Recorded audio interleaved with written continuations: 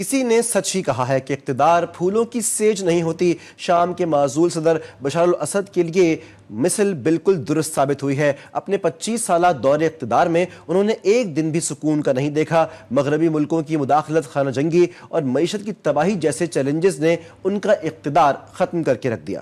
بالکل، بشار الاسد کے دور اقتدار میں کیا کیا ہوا، جی ٹی وی نے یہ خصوصی رپورٹ تیار کی ہے، آپ بھی دیکھیے۔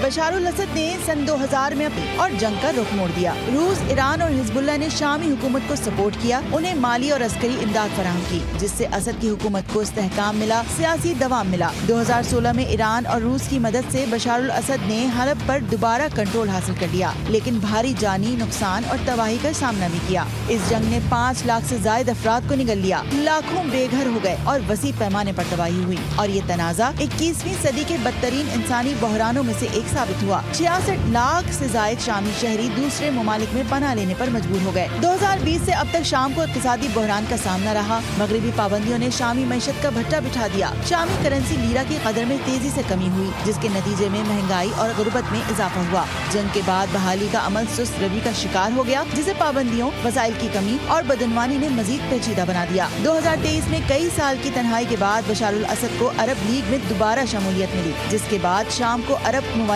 کے ساتھ عملی تعلقات استوار کرنے میں مدد ملی۔ تاہم خانہ جنگی بشار الاسد کے لیے ہمیشہ سے ایک چیلنج رہا۔ سابق امریکی صدور جارج بش اور براک اوباما کہہ چکے تھے کہ بشار الاسد کو جانا ہوگا، لیکن بشار الاسد نے استقامت کا مظاہرہ کیا اور اس بحران سے نکل گئے۔ لیکن اس بار پانی سر سے اوپر چلا گیا تو انہوں نے اقتدار چھوڑ کر جانے میں ہی عافیت سمجھی۔ اب یہ کسی ڈیل کا نتیجہ ہے یا نہیں، اس کا فیصلہ تاریخ کرے گی، لیکن شام کو مزید کشت و خون سے بچانے کے لیے شاید یہ قدم اٹھایا گیا، اس لیے بشار الاسد نے جانے کا ہی راستہ اپنایا۔